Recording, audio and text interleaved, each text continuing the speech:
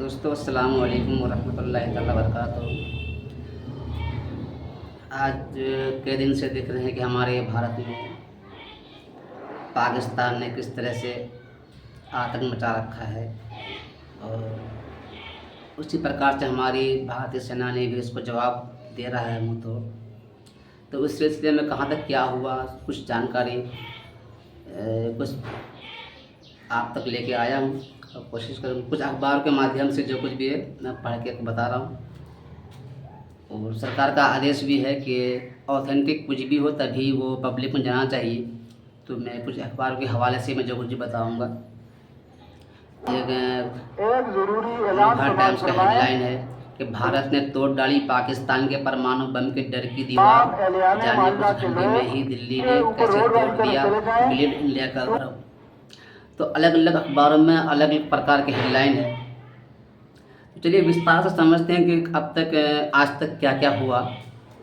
भारत के ऑपरेशन सिंदूर में सिर्फ पहलगाम आतंकी हमले का क्रोध नहीं था, ये सबको पता है, बल्कि संसद में हमला हुआ था जो पहले, या फिर मुंबई हमला 26/11 का, फिर पुलवामा हमला।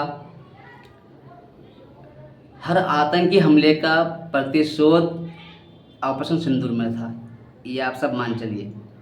यकीनन मानिए कुछ घंटों की लड़ाई में ही पाकिस्तानी सेना के हाथ पांव फूल गए। कई घंटे की ही लड़ाई में पाकिस्तानी जो सेना है उनके हाथ पांव पूरे फूल गए थे। ऑपरेशन सिंदूर का सबसे बड़ा सबक भारत ने पाकिस्तान को ये सिखाया है कि परमाणु बम होने के बावजूद वो उसके घर में घुसकर हमला कर सकता है, उसे दंडित कर सकता है। साल 1999 के कारगिल युद्ध के दौरान भी दोनों देश परमाणु सशस्त्र थे, फिर भी वो संघर्ष काफ़ी सीमित रहा था। आप लोगों को याद होगा शायद, जिसकी सबसे बड़ी वजह सिर्फ एक क्षेत्र में युद्ध का होना था। कारगिल का इलाका काफ़ी मुश्किल था, जो LOC के काफ़ी सीमित क्षेत्र में लड़ा गया था, और भारत वो लड़ाई कारगिल से पाकिस्तानी सैनिकों को भगाने के लिए लड़ रहा था। उस युद्ध में भारत ने पाकिस्तान के अंदर में हमला नहीं किया था और ना ऐसा कोई फैसला लिया गया था। इसके अलावा उस वक्त दोनों देशों के पास नए नए परमाणु हथियार थे और दोनों ही देश परमाणु हथियारों को लेकर कमांड एंड कंट्रोल सिस्टम विकसित कर रहे थे। लेकिन ऑपरेशन सिंदूर के दौरान हालात अलग थे। भारत ने ऑपरेशन सिंदूर के दौरान परमाणु बम रखने वाले पाकिस्तान के अंदर घुसकर उसके एयरबेस उड़ाए, उसके मिसाइल डिफेंस सिस्टम तहस नहस किए, और ऐसा पूरी क्षमता के साथ था जिसमें भारत ने पाकिस्तान की सेना को सिर्फ कुछ घंटों की लड़ाई में अपनी ताकत दिखा दी। पहलगाम आतंकी हमले के बाद भारत ने ऑपरेशन सिंदूर में पाकिस्तान के हृदय स्थल पंजाब में हमले किए और संदेश दिया कि देश का संयम अब खत्म हो चुका है, हम लोगों का सब्र का इंतहा हो चुका है। भारत के ऑपरेशन सिंदूर में सिर्फ पहलगाम आतंकी हमले का बदला नहीं था। आप लोग को पता होगा कि बहुत दिनों से हम लोग आतंकी हमला झेल रहे हैं। बम्बई हमला हुआ, संसद में हमला हुआ, इसके बाद पुलवामा हमला हुआ, लेकिन बहुत सब्र से काम लिया हमारी सेना ने, भारतीय सरकार ने। लेकिन पहलगाम हमला ने सबका दिमाग में टेंशन था ही, सबका दिमाग में रखते हुए बदला लिया गया है।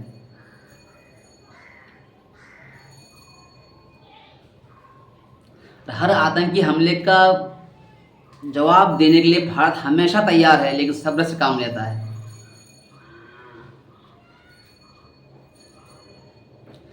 तो यकीन मानिए कुछ घंटों की ही लड़ाई में भारतीय सेना ने जो तबाही मचाई, उसने पाकिस्तान की सेना को दहला दिया है। पाकिस्तानी सोशल मीडिया और टीवी चैनलों पर भले जितना उछल कूद मचा लें, शहबाज शरीफ जीत का दावा कर लें, लेकिन हकीकत ये है कि 3-4 घंटे भी भारतीय सेना के सामने पाकिस्तान की सेना नहीं ठहर पाई। भारत ने अपने हमले में पूरी क्षमता वाले हथियारों का इस्तेमाल नहीं किया, बल्कि काफ़ी कम विध्वंसक हथियारों का इस्तेमाल किया। पाकिस्तान सालों से आतंकी हमले करता आ रहा था। वो भारत को चिढ़ाता था, मजाक उड़ाता था। उसने परमाणु हथियारों की आड़ में ब्लेड इंडिया का भ्रम पाल रखा था, जिसे भारत ने ऑपरेशन के साथ ध्वस्त कर दिया है। पाकिस्तान को साफ शब्दों में संदेश चला गया है कि भारत जब चाहे उसके घर में घुसकर उसे ठोक सकता है। भारत के हवाई और मिसाइल हमलों ने पाकिस्तान के महत्वपूर्ण शहरों के एयर डिफेंस सिस्टम को तबाह कर दिया और भारत ने कम से कम पाकिस्तानी एयरफोर्स के 11 ठिकानों पर मौजूद अहम प्रॉपर्टी को पूरी तरह से ध्वस्त कर दिया। भारत का सबसे बड़ा हमला रावलपिंडी, जहां पाकिस्तानी सेना का हेडक्वार्टर GHQ है, उस शहर में किया गया। रावलपिंडी एयरबेस जो GHQ से सिर्फ 12 किलोमीटर दूर है, भारत ने उसे तहस नहस कर दिया। इस हमले ने पाकिस्तान को डरा दिया है। भारत का ये हमला सिर्फ एक स्ट्रेटजिक हमला नहीं था, बल्कि पाकिस्तानी सेना को सीधी चुनौती थी। रावलपिंडी पर हमले ने GHQ की सांसें रोक दी और उसे संदेश मिल गया कि भारत जब चाहे GHQ को भी खत्म कर सकता है। परमाणु डर की दीवार को भारतीय सेना ने तोड़ दिया। ऑपरेशन सिंदूर से भारत ने 2 सबसे महत्वपूर्ण संदेश दिए हैं। पहला ये कि पाकिस्तान का कोई भी सैन्य ठिकाना या आतंकी सेंटर भारत के मिसाइलों की पहुंच से दूर नहीं है। पाकिस्तान कान खोलकर सुन ले, ये ध्यान रखिए कि इस हमले से आपको 2 सबक मिला है। पहला यह कि पाकिस्तान का कोई भी सैन्य ठिकाना या आतंकी सेंटर भारत की मिसाइलों की पहुंच से दूर नहीं है। और दूसरा संदेश ये है कि भारत ने परमाणु बम के डर की दीवार को तोड़ दिया है, जो आपने परमाणु बम की दिखा करके डरा रहे थे। भारत पाकिस्तान की परमाणु धमकियों से विचलित हुए बिना उसके खिलाफ कार्रवाई करेगा। कारगिल युद्ध के बाद पाकिस्तान के आतंकियों ने दर्जनों बार भारत में आतंकी हमले किए, लेकिन पाकिस्तान की परमाणु गीदड़ भभकी ने भारत के बात बांध कर रखे थे।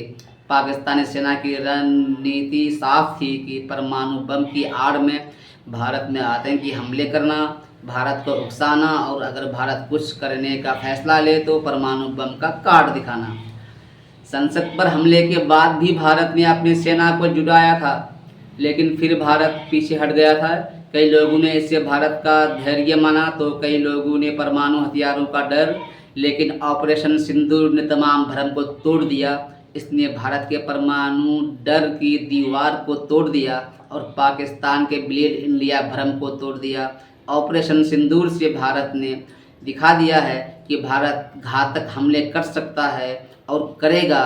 पाकिस्तान के पंजाब में रहने वाले आतंकवादी भी सुरक्षित नहीं हैं। ऑपरेशन सिंदूर किसी राजनीतिक या प्रतीकात्मक जीत की कहानी नहीं है, बल्कि ये कहानी है भारतीय सेना की, जिसने गतिरोधक हथियारों से लेकर इलेक्ट्रॉनिक युद्ध तक, रियल टाइम निगरानी से लेकर वायु रक्षा तक भारत ने कई तरह की क्षमताएं पेश की और पाकिस्तान को कोई मौका नहीं दिया। यही वजह थी कि पाकिस्तान ने युद्ध विराम के लिए फ़ोन किया, जो उसके घुटने टेकने की बात को दिखाता है। पाकिस्तान का फ़ोन करना उसका घुटने टेकने की इशारा है। पंजाब में हमला पाकिस्तानी सेना के दिल पर खंजर उतारने जैसा है, जो उसे चैन से सोने नहीं देगा। पाकिस्तानी सेना का परमाणु कवच अब मुरीद के बहावलपुर समेत तमाम एयरबेस में